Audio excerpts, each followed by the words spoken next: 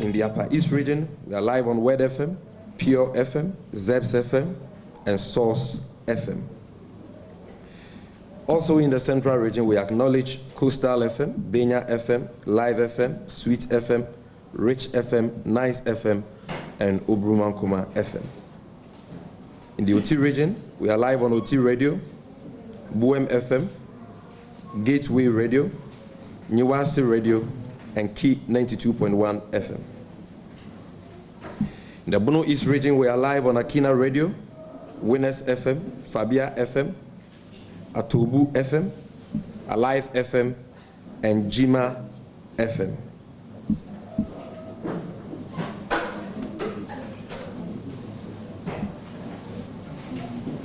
In the Northern region, ladies and gentlemen, we are live on Mind FM, Zar Radio, Amana FM, Kesmi FM, Radio Tamale, Radio Kitao, Wola, Suhupeli FM, Simli Radio, and Justice FM. Ladies and gentlemen of the press, I'll pause here and do the rest of the acknowledgements when I'm done with the presentation for today. I will humbly like to plead with all of us to be attentive so that we can proceed with today's engagement.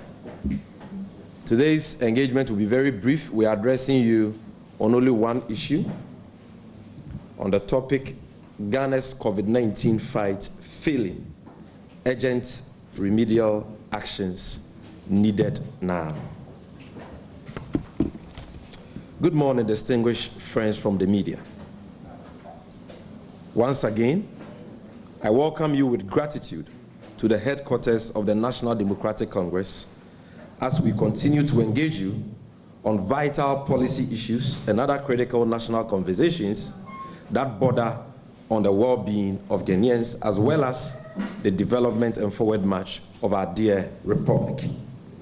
Today, we have invited you to discuss the precarious COVID-19 situation that our nation presently finds itself in, where this all started, and how we have arrived at this present juncture.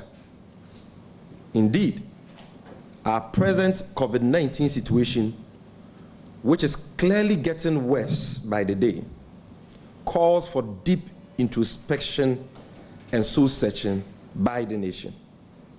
To do this, we must ask ourselves, what is Ghana's current COVID-19 situation? Where are we now in the COVID-19 fight? Are we winning the battle, or is the deadly virus triumphing over us? These are the critical questions we need to ask ourselves today. And we, as a responsible political opposition, with the responsibility of keeping government on its toes, intend to be honest and objective about these basic questions this morning. Friends from the media, without mincing words or making bones about this indisputable fact, Ghana is fast losing the COVID-19 fight due to the careless and directionless leadership of President Nana Addo Dankwa Akufo-Addo.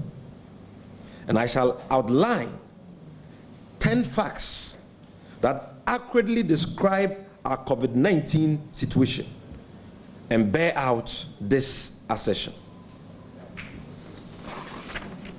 Ladies and gentlemen of the media, as we speak, Ghana has recorded over 24,000 positive cases with 139 deaths, while the insensitive and inept Akufo-Addo government looks on helplessly.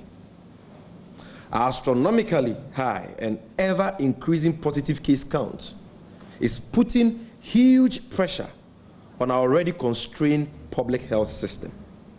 Indeed, many health facilities across the country, including the Kolebu Teaching Hospital, have been compelled to suspend other critical emergency health services due to the overwhelming cases of coronavirus on their hands.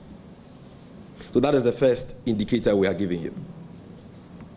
Another fact that lays credence to the assertion that our COVID-19 fight is failing is the long-standing problem of lack of personal protective equipment for our patriotic and hard-working health workers who are sacrificing their lives to keep all of us safe. That problem has not been addressed by President Akufo-Addo and his government, contrary to the countless and persistent assurances we have been given.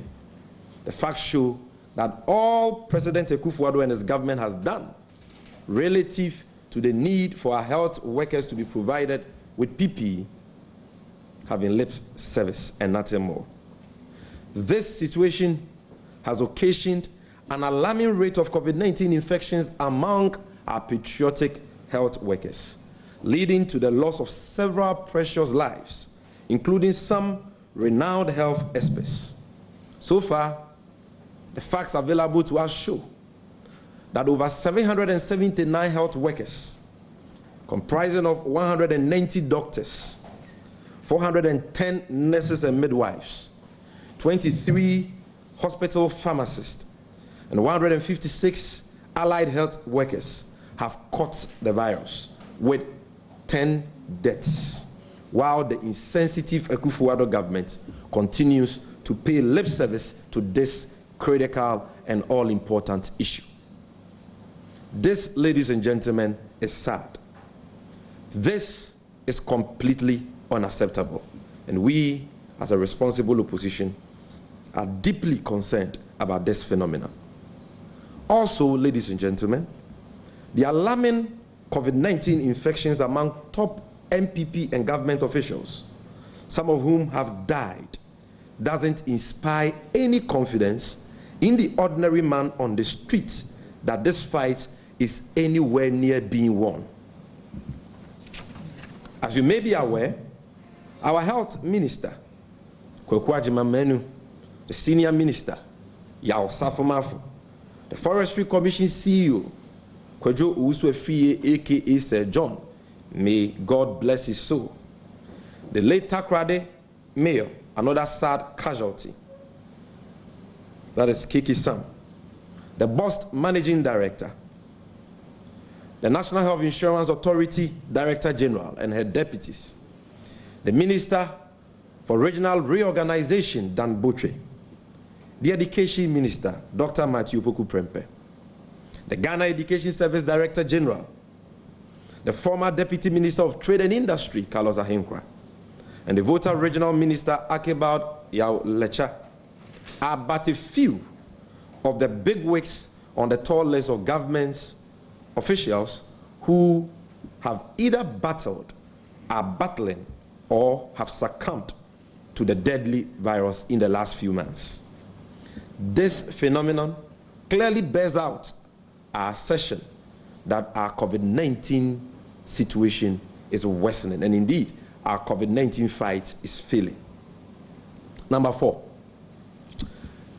the rising phenomenon of shutdown of key state institutions, such as Cocoa Board, GMPC, BOST, the National Health Insurance Authority, the Ministry of Finance, the Supreme Court of Ghana, the Ministry of Education, the National Health Insurance Authority, as I've already mentioned, among several others, further accentuate the alarming rate of community spread of the novel coronavirus in the country and the terrifying situation we presently find ourselves in. Only God, ladies and gentlemen, only God knows which other state institution is playing host to this deadly virus, and whether at this rate the entire government machinery will not be brought down on its knees in the coming weeks. Number 5. Furthermore, ladies and gentlemen, the significant reduction of testing and contact tracing being spearheaded by the failed Akufo-Addo government is a major setback to our COVID-19 fight. Government's refusal to pay contact tracers their meager allowances, despite Parliament making financial provision for same, has led to the complete abandonment of contact tracing, thereby letting loose the ravaging virus in our communities. Also, our severely constrained testing capacity and shortage of test reagents and other vital supplies, which accounts for the huge backlog of samples waiting to be tested at both the Noguchi Center of Medical Research and the Kumasi Center of Collaborative Research, is further exacerbating our failing fight against the virus. Number 7, still giving you indicators that show that our fight against COVID-19 is failing. Additionally, ladies and gentlemen, the lack of isolation facilities to contain our positive cases is very worrying. Currently, most of our hospitals and health facilities are full and overstretched, leading to the suspension of other critical emergency health services, while our ICUs are also getting full. This situation has led to an increase in self-isolation of positive cases, which is undermining our COVID fight, as the evidence shows that voluntary self-isolation,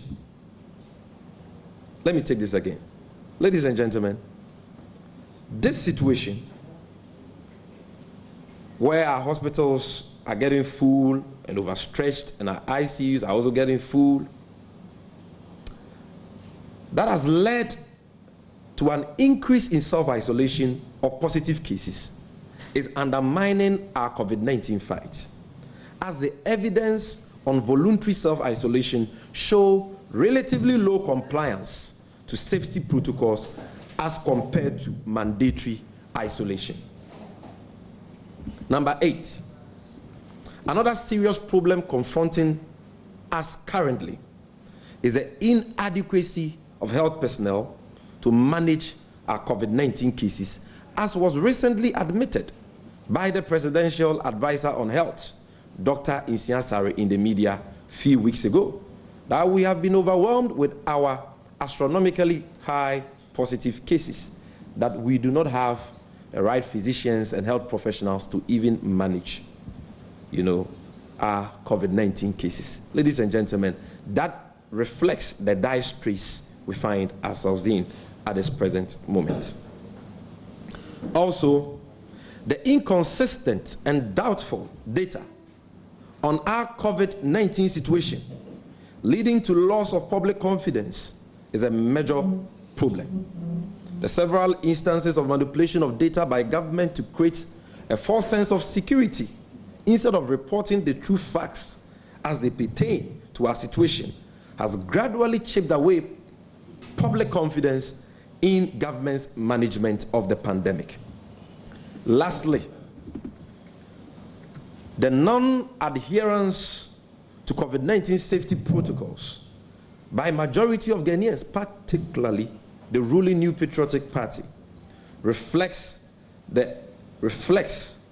our failing fight against the pandemic. And so, ladies and gentlemen of the media, these 10 facts I have enumerated accurately describe our current COVID-19 situation and show that our situation is increasingly worsening and getting dire as the days go by. Indeed, international reputable organizations such as the World Health Organization has been alarmed by our current situation, leading to their recent assessment of Ghana as one of the countries driving the spread of the virus in West Africa.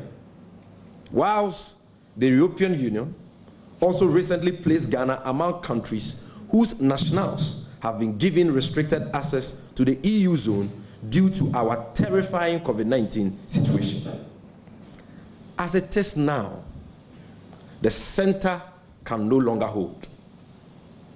Things appear to have fallen apart. Our health system and response plan have been completely overwhelmed by the pandemic. Our leaders, the president, and his talkative vice are nowhere to be found. No wonder the Minister of Health recently said that he and the president are tired of the COVID fight.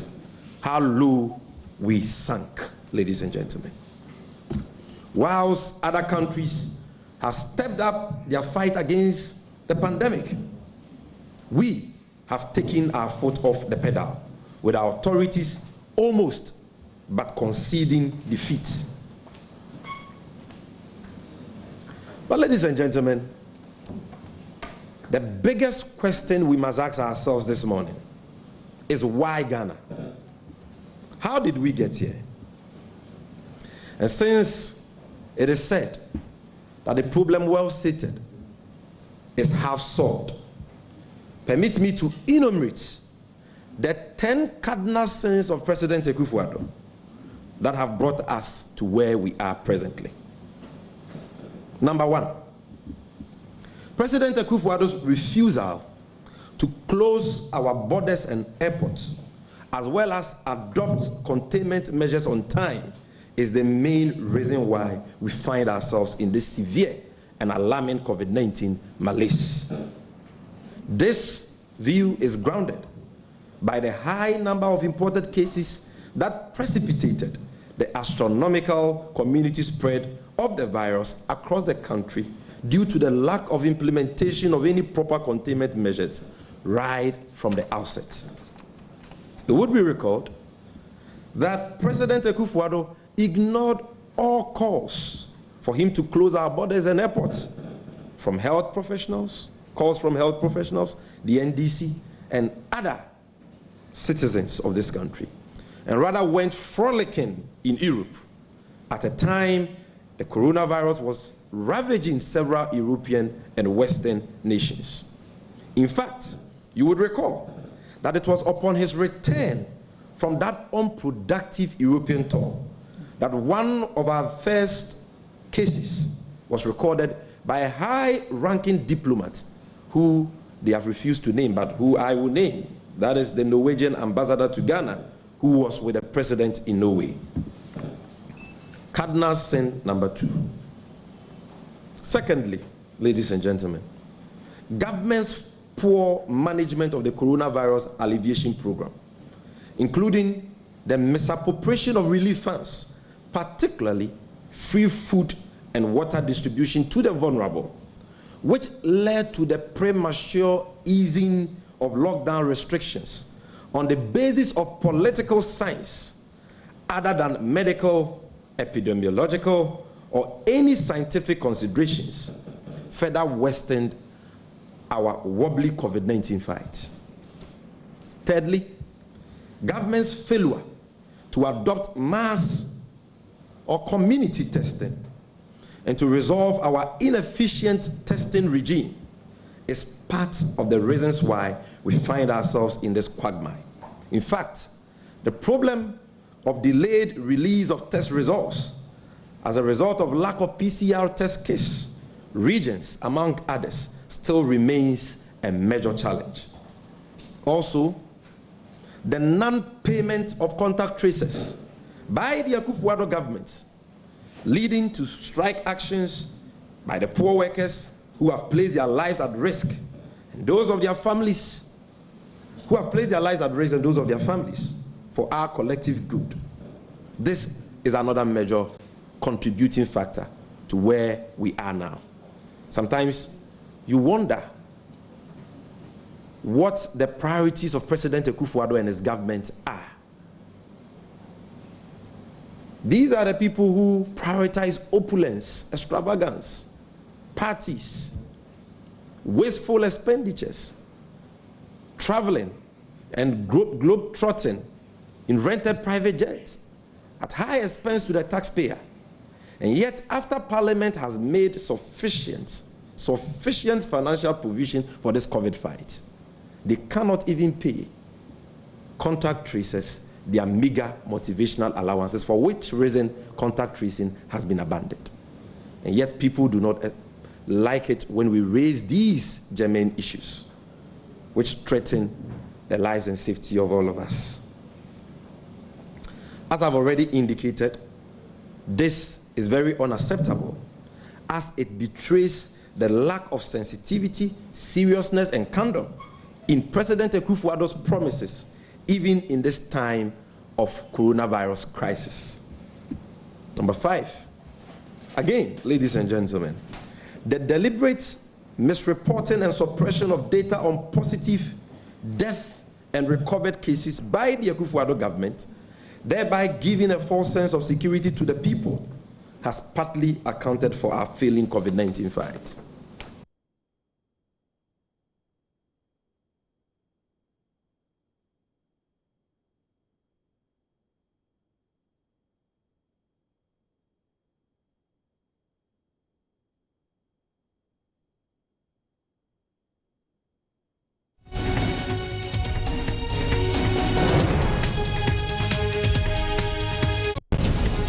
Health workers, despite financial provision being made for same by Parliament, has been one of the banes of our deplorable COVID-19 position.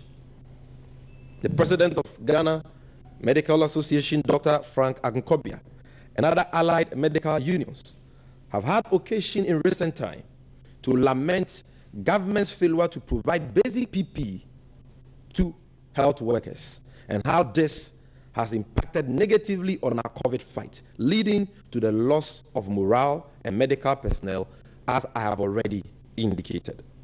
It is worthy to add that President Akufo-Addo's deliberate exclusion of several other health workers from the list of frontline health workers is demotivating a lot of our health workers who have been excluded from the list of frontline health workers.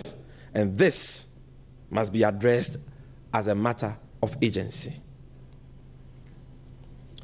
Number 7, additionally, Akufo-Addo's failure to establish adequate isolation center for the management of positive cases has further exacerbated our worsening COVID-19 situation. This is a reflection of the general failure of President Akufo-Addo to make a meaningful contribution to health infrastructure in Ghana in the last 3.5 years, despite being the most resource president in Ghana's history. This has cemented his place as a president who talks much and does very little. Again, Akufo-Addo's failure to ensure the observation of COVID-19 precautionary protocols during the NIA registration and card distribution exercises, the MPP parliamentary primaries, as well as the ongoing new voter registration exercise, despite several warnings from the Ghana Medical Association and other health professionals, is another protocols. President Akufo-Addo's refusal to hold his own appointees and party members, such as Carlos Ahinkra, to the same standard of discipline, has further exposed him as a man who preaches virtue and supervises vice. The wanton disregard for COVID-19 protocols by government officials, which was again displayed at the recently held confirmation of President Akufo-Addo as flag bearer of the MPP, has set a bad tone for what has been a return to business as usual for members of the public, and is undermining our already COVID-19 fight. More importantly, ladies and gentlemen, the premature reopening of senior high schools by President Akufo-Addo, without mass testing of students, teachers, and workers, as well as the failure to put in place and enforce appropriate safety measures in the reopening schools, which is leading to the spread of the virus among SHS students, is yet another major setback for our COVID-19 fight. Today, it is sad and annoying to note that apart from the disregard for COVID-19 safety protocols in our schools, reopening schools have become centers, in fact, hotbeds for political campaigns by the ruling New Patriotic Party as was seen over the weekend when their national youth organizer, Henry Nana Boakye, led a team to campaign in some senior high schools in the Ashanti region. Ladies and gentlemen, is it not cruel that at a time over 10 of the European senior high schools have recorded infections on their campuses, and parents have been prevented from visiting their wards as a so-called COVID-19 precautionary measure? President Akufo-Addo has opened the same schools for his party MPP and the Electoral Commission, who prioritizes political power than human lives, to go in there and engage in shameful political activities which have the tendency to endanger the lives of our innocent SHS students. This show of total disregard for the lives of our innocent SHS children by President Akufo-Addo is unconscionable and reprehensible, to say the least, and must be condemned by all voices of conscience. Finally, talking about the cardinal sins of President Akufo-Addo, which has brought us here, government's review of our recovery and discharge policy from 2 mandatory tests to 0 as a result of the lack of test case, isolation facilities, among others, is partly responsible for our ever worsening situation. We in the NDC hold a view that the new recovery and discharge policy, under which persons who have tested positive for the virus are declared as recovered and discharged when they become asymptomatic without any confirmatory test, is very dangerous and has the potential to further jeopardize our already failing COVID-19 fight. For emphasis, ladies and gentlemen, let me repeat this statement. We hold the view that the new recovery and discharge policy, under which persons who have tested positive for the virus are declared as recovered and discharged when they become asymptomatic without any confirmatory test, is very dangerous and has the potential to further jeopardize our already failing COVID-19 fight. It must be noted that although the risk or degree of the spread of the virus by asymptomatic persons is relatively lower as compared to persons showing symptoms, it cannot be said that there is absolutely no risk or possibility that asymptomatic cases can spread the virus. In other words,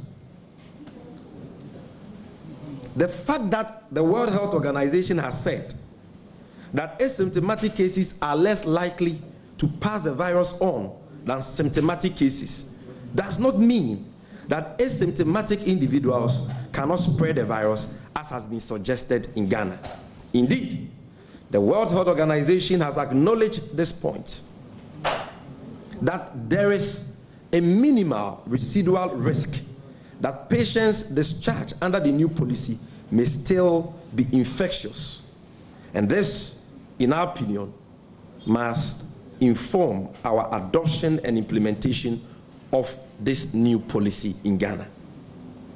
Even more bizarre, friends from the media, is the conflicting signals government is communicating to the public on this matter. And I want you to listen to this very carefully.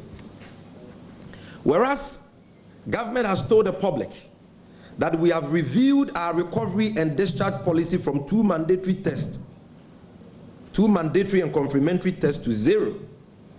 The same government few days ago informed us that one of the appointees of President Akufo-Addo, who contracted the virus, Carlos Ahenkra, has recovered after testing negative in 2 consecutive confirmatory tests.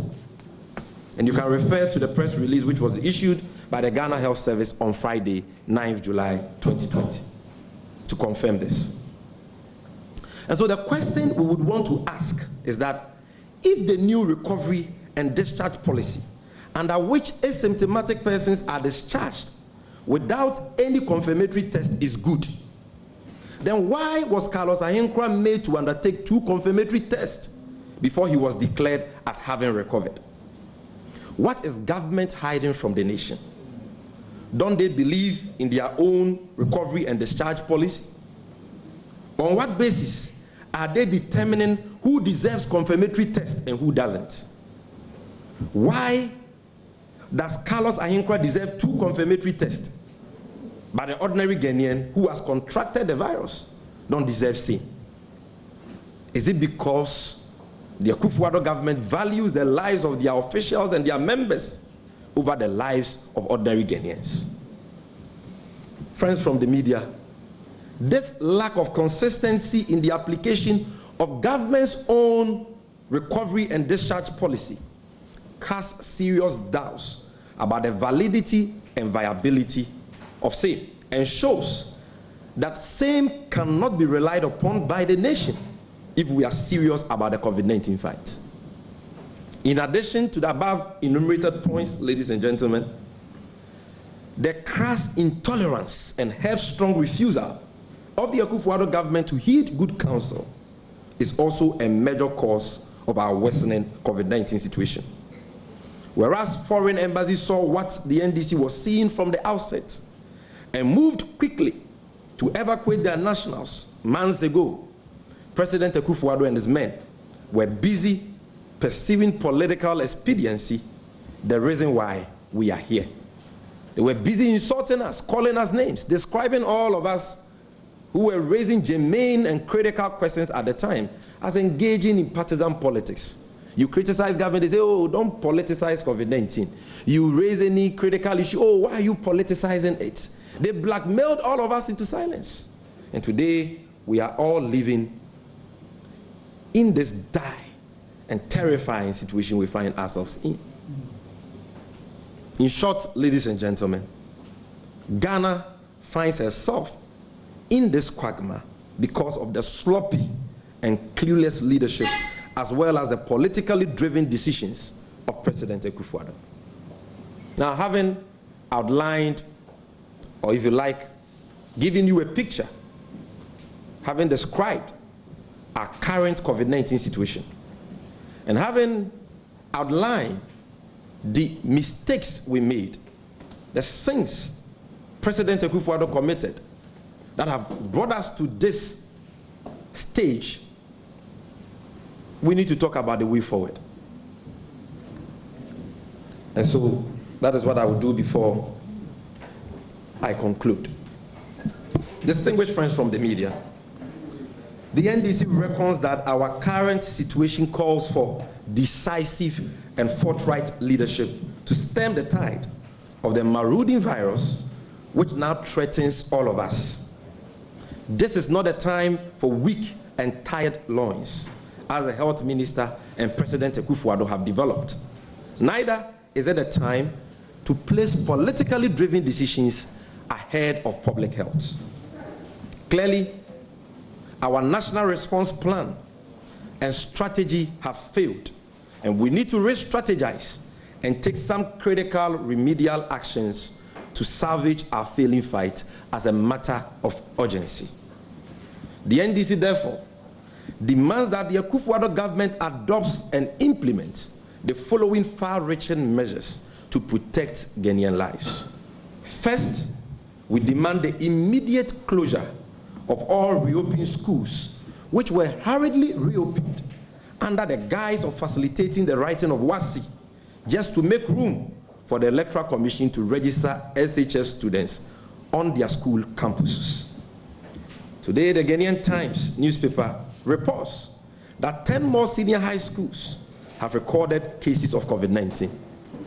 As we speak, Nigeria, a major participant in the WASI exam, has rescinded its decision to reopen schools, while Kenya has also decided to close schools until 2021. We urge President Akufo-Addo to prioritize human lives, to prioritize the lives of our innocent SHS students over electoral fancies.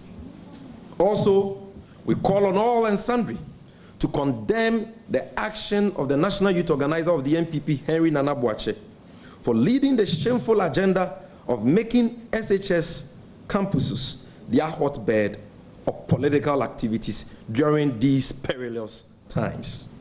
We further demand that in consonance with GES regulations, the headmaster of that senior high school in Kumasi be interdicted immediately in order to serve the ends of justice.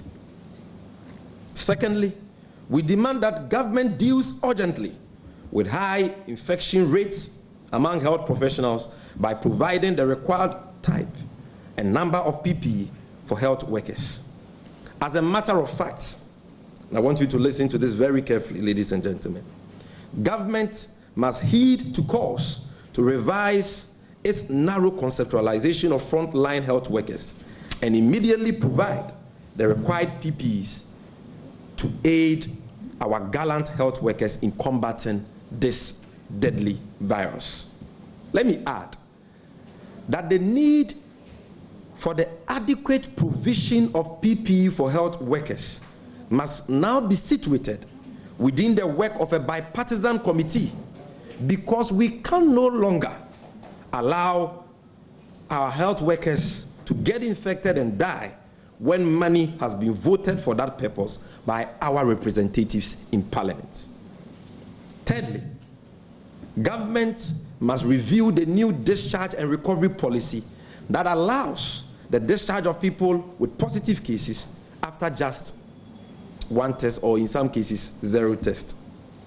Much as government may be in a hurry to make our picture look good, a further worsening of this situation will completely shatter, completely overrun our health system, hence the need to tread cautiously.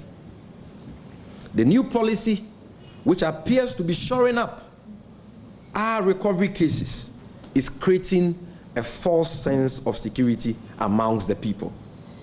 And our implementation of same, against the caution of the World Health Organization that there is a minimal residual risk that patients discharged under this new policy may still be infectious, has a tendency to jeopardize further our failing fight against the pandemic. Also, we call for the immediate adoption of mass and efficient testing regime to be able to go after the virus. Our current reactionary approach to the virus is actually what is precipitating its further rapid spread. Apart from the absence of testing and the long time lag between when tests are conducted and when the results are ready, gives room for the virus to spread inadvertently to those who hitherto did not have it. We further demand the establishment of more isolation centers by the Akufo-Addo government to effectively manage our rising number of positive cases. The current situation where people who have been confirmed positive are let loose due to lack of facilities to accommodate or isolate them is unacceptable. Government must also enhance its contact tracing by paying all outstanding allowances due contact tracers in order to motivate them to work hard. The virus has obviously overtaken us, and if we must get ahead of it, then we ought to run faster and be proactive. Additionally, we demand that government intensifies public awareness through mass, purposeful, and deliberate public education.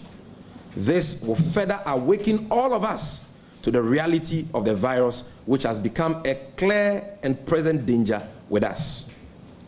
Last but not least, governments must ensure accountability in the expenditure of COVID-19 funds. Let me repeat this for emphasis. Government must ensure accountability in the expenditure of COVID-19 funds.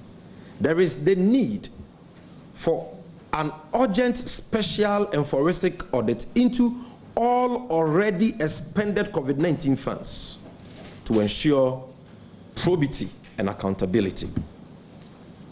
Ladies and gentlemen of the media, we cannot end by urging government to reduce fuel prices instead of the recent consistent increments at a time crude prices have plummeted on the world market.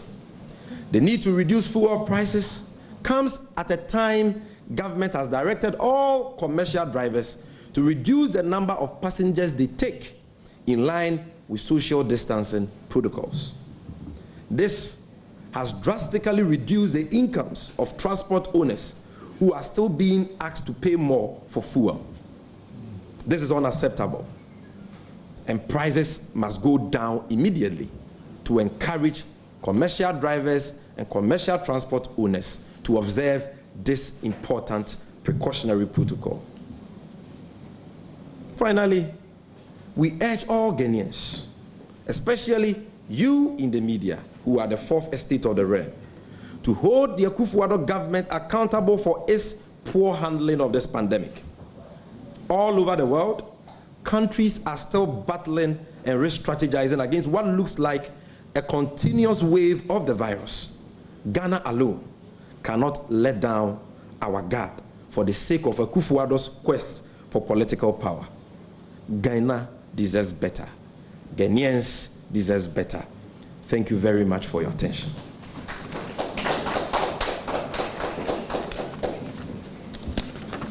So, ladies and gentlemen, before I do a quick summary of this presentation in the Twi language for purposes of the account stations who are here, I will open the floor now for questions.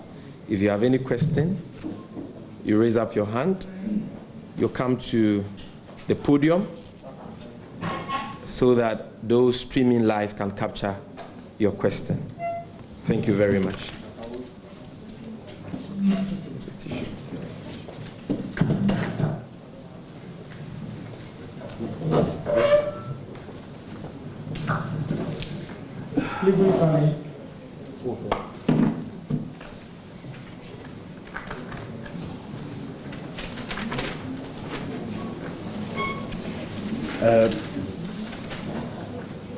The question to Sammy, you've already spoken about the schools, and you are demanding an immediate closure of the schools. Can you say for a fact that no regional or ward or no official of the NDC has ever gone to any of the secondary schools to campaign as they returned to schools? Can you say for the record that none of your officers has ever visited any of the schools to campaign, which you have condemned from the National Youth Organizer of the MPP? Then the issue about Carlos Ahinkra, government has explained through the Minister of Information that Carlos on his own facilitated the second testing. What's your response to this? You've already said that. Why are they giving much attention to government officials at the expense of the ordinary Ghanaians? Their explanation is that he himself facilitated this. What is your response to this? Thank you. Any other questions? Yeah.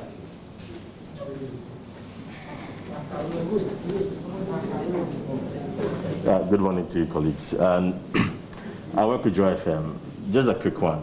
Mr. Gyamfi, you talk about a forensic audit into the already expended COVID-19 fund. Weeks gone by, there was a press conference here, and I was told that you petitioned the Auditor General. How far was that investigation? Because I know that that is also in line with this call. Komla spoke about the Nanabi condemnation, because also we are told that your own colleagues also went to the same school.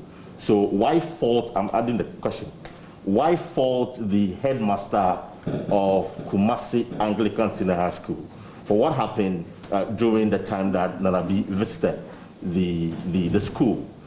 And also, since the outbreak, the minority in Parliament, of course we've been in Parliament, and the party itself has consistently talked about revision of the measures and all of that, but nothing has changed. What makes you think that this new call will prompt government to do things differently? And then finally, with the issue of creating awareness or intensifying awareness, there are concerns that MPP members, NDC members are being affected by this virus. So it doesn't solely depend on government to intensify.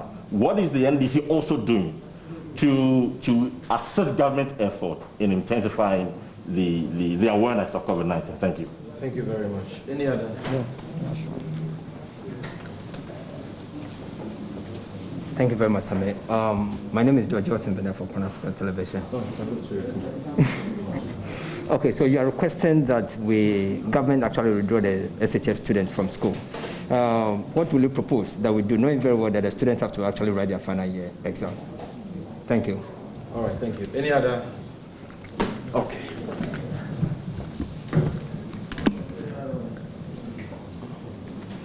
Okay. Kwajo of City.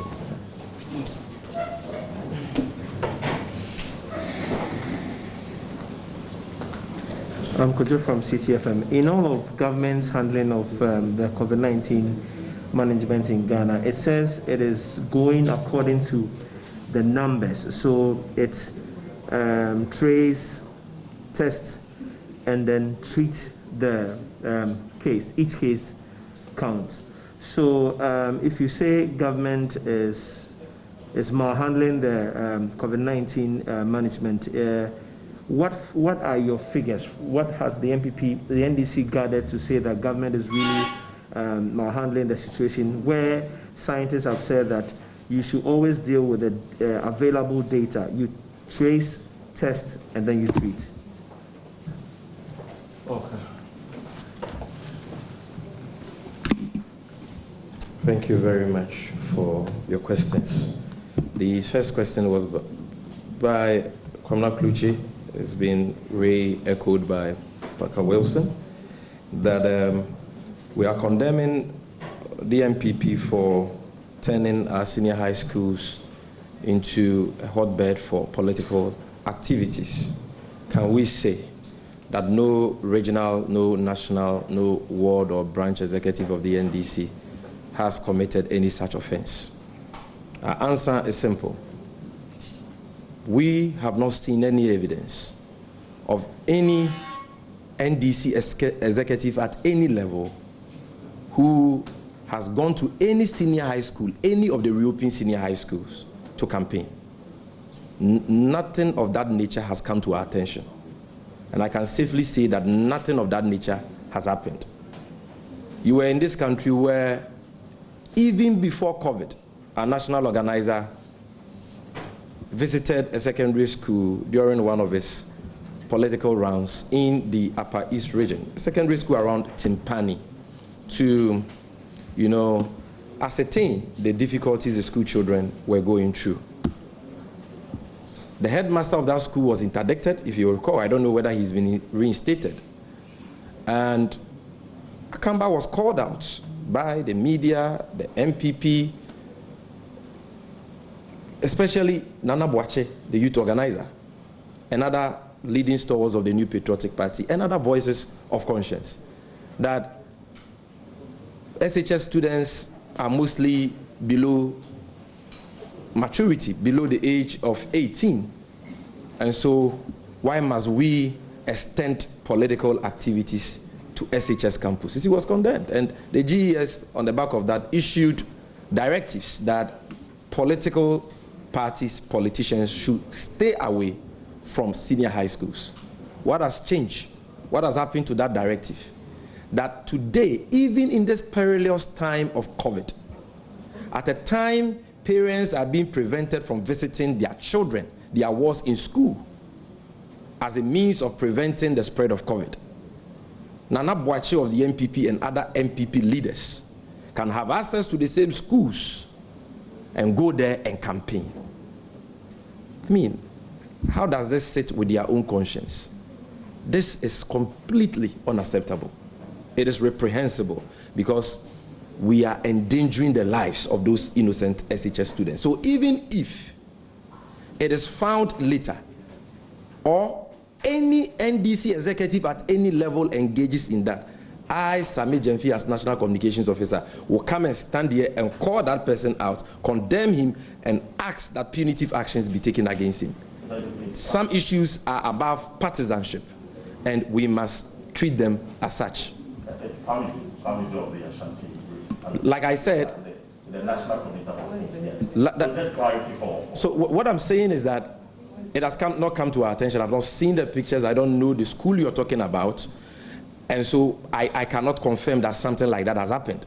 But if the information you are giving, and we'll double check when we leave here, is true, then that is condemnable. And we are not going to, support that at all as a political party. And we are going to ensure that our officers desist from that conduct, because we cannot sacrifice the lives of our innocent SHS students on the altar of a needless voters register or what political power. That is a point that we want to make very forcefully. We are not by this saying that SHS students are not supposed to be registered. If an SHS student is 18 years and above, of a sound mind and therefore qualified to be registered, that can be done.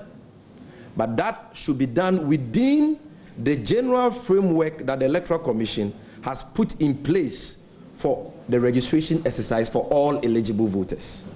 Okay? You cannot be breaching your own directives that parents stay away from senior high schools because you want to prevent the spread of COVID. And in that same vein, open the schools not only to the Electoral Commission.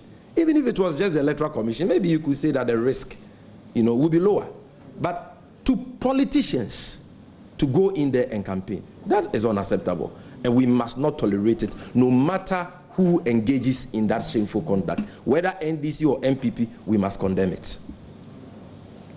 Number two, Kwamala Kluche, you said that government has come out to say that Carlos Ahinkra himself facilitated the second test. And so what do we say to that? So why did he facilitate the second test? If you can be declared as recovered and discharged, and that is not an issue, that is good policy for all of us.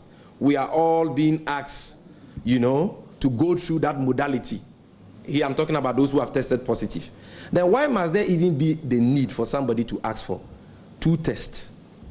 It means that they themselves, government officials, do not believe in the standard they have set for us. Other than that, it will not be important. So the fact that they themselves are saying that, no, you cannot declare us as recovered and discharged without us testing negative in 2 consecutive confirmatory tests should let you know that they themselves don't believe in the prescription they are giving all of us.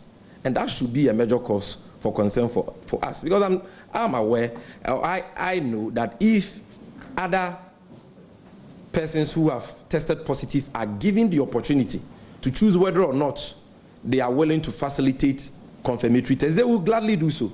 But we are being told that confirmatory tests will no longer be done because we don't even have the test case. We don't have enough. So we want to rather use that on new cases rather than those who have already tested positive. That is what we've been told.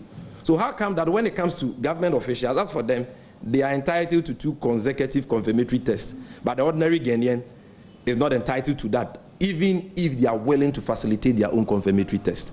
So you see clearly that inconsistency, which shows that this government prioritizes the lives of its people over the lives of the ordinary Ghanaian. Then Parker said that we have, in recent time, called for a special audit into expenditure of COVID-19 funds.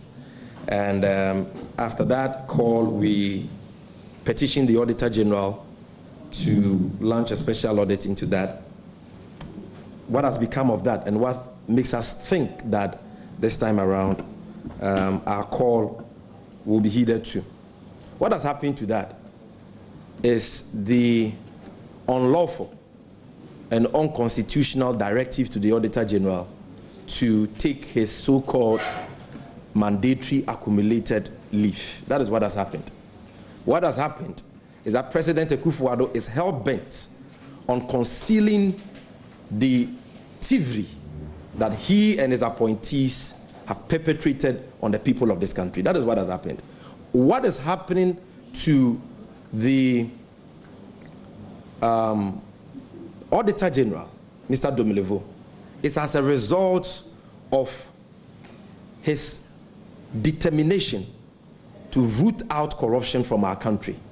It's as a result of his determination to fight corruption no matter whose ox is God, to fight corruption involving top government officials of President Akufo-Addo.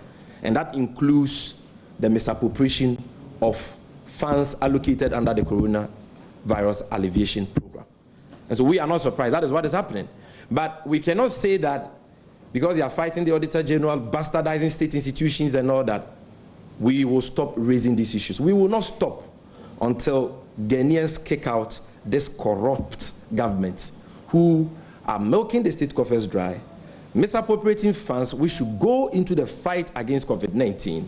And when calls are made for such accounts to be audited, they come out threatening the Auditor General. You recall how the Deputy Minister for Information, Pius Ajide, the Australian visa fraud ban, came out to threaten the Auditor General that if you heed the call of the NDC to conduct a special audit into COVID-19 expenditure, then you are an NDC member and they control you. Few weeks after that, the man was unlawfully and unconstitutionally directed to take a so-called, mandatory accumulated leave, which we will be addressing at this platform in the coming weeks. So we will not stop until Ghanaians see them for who they really are, a corrupt bunch of people who are still hell-bent on concealing their grand organized crimes against the state at all costs, even if it means, hounding constitutional officers and bodies who are performing their mandates.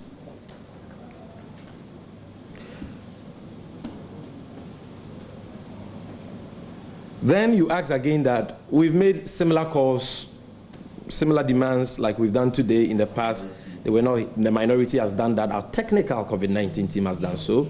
They've presented several petitions to government, made very sound recommendations, which if they were implemented, I'm not sure we would have found ourselves in the terrifying and precarious situation we find ourselves in. So your question, I can understand. Why are we not stopped? Why shouldn't we throw our hands in the air and say these people, they will not listen? You see,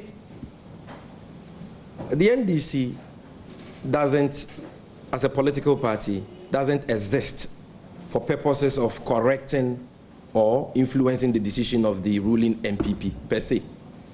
Our responsibility is to keep them in check, keep them on their toes, raise all the critical issues, ensure that our COVID fight is on track and that we are defeating the virus. Who play our role?